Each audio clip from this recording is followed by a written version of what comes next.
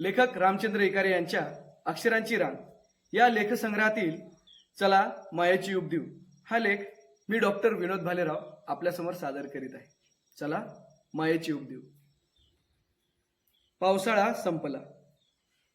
पावसाळ्याच्या अनियमित बेभरवशाच्या येण्या जाण्यानं, कमी अधिक पडण्यानं हल्ली पाऊस अनुभवण्यापेक्षा तो चर्चेतच जास्त येतो.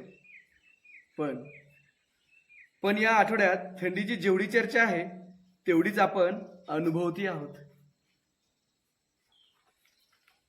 संध्याकाळची गावातील रपेट झाल्यानंतर घराकडे पावलं वळाली की थंडीने घेरलंच म्हणायचं. तसं तर इंग्रजी कालगणनेनुसार ऑक्टोबर ते जानेवारी हा थंडीचा काळ.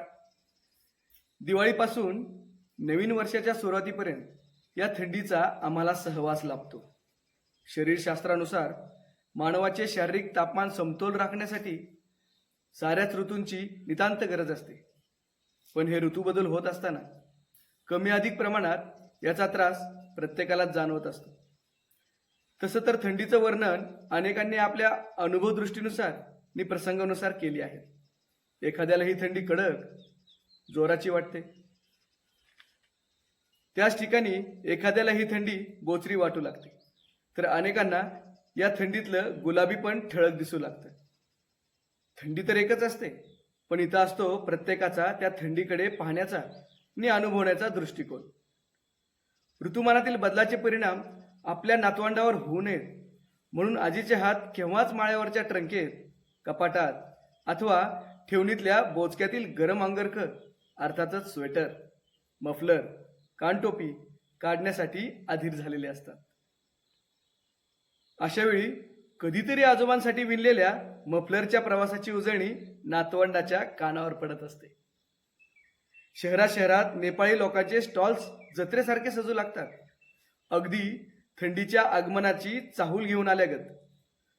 पूर्वी केवळ शरीर संरक्षण म्हणून ज्या पेहरावाकडे पाहिलं जाईल त्याच पेहरावाला आता फॅशन येऊन चिकटली आणि तरुणांच्या गळ्यात स्टायलिश मफलर, कानटोप्यांनी नवं रुपडं धारण केलं. मुलींच्या अंगावर नक्षीदार जॅकेट सजू लागली आणि हातमोज्यांनी तरुणांच्या मुठी आवळू लागल्या. तर साठी गाठलेल्या आजीबाई देखील लोकरीची शाल सावरत दर्शनाला जाऊ लागल्या. दिवसातलं ऊन मावळलं की थंडी डोकं वर काढू लागते. मग अशा वेळी दारं बंद होऊ लागतात, उबदार कपड्यांमध्ये शिरकाव होऊ लागतो, पांघरुणाचे थरावर थर आपण लपेटू लागतो. पण अशाही वातावरणात या थंडीला अनुभवण्यासाठी काही पर्यटन वेडी मंडळी सहलीचं आयोजन करतात. थंडीच्या दाट धुक्याला कवेत घेतात, त्यात मनसोक्त हरवून जातात. निसर्गाचे चमत्कार अनुभवण्याचा आस्वाद ही मंडळी घेत असतात. म्हणजेच काय, वयानुसार, आवडीनुसार अनेकांना ही थंडी हवी अथवा नको असते. हे हवं असणं अथवा नको असणं यावर आपण आपले नियोजन आखतो. म्हणजे थंडी हवी असल्यास मौज मस्तीची भ्रमंती, तर थंडी नको असल्यास शेकोटीपासून गरम कपड्यापर्यंत उपाययोजना आपण करत असतो. पण आजही समाजात अशी अनेक माणसं आहेत, त्यांना ही निवड ठरविता येत नाही.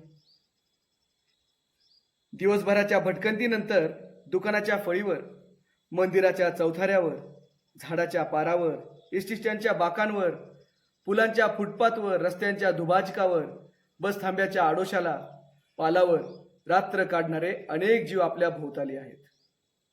त्यांच्या थंडीचं काय?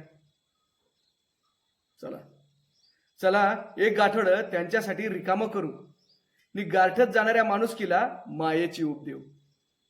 तेव्हाच थंडीच्या लाटेवर माणुसकीच्या लाटेने विजय मिळवता येईल. धन्यवाद.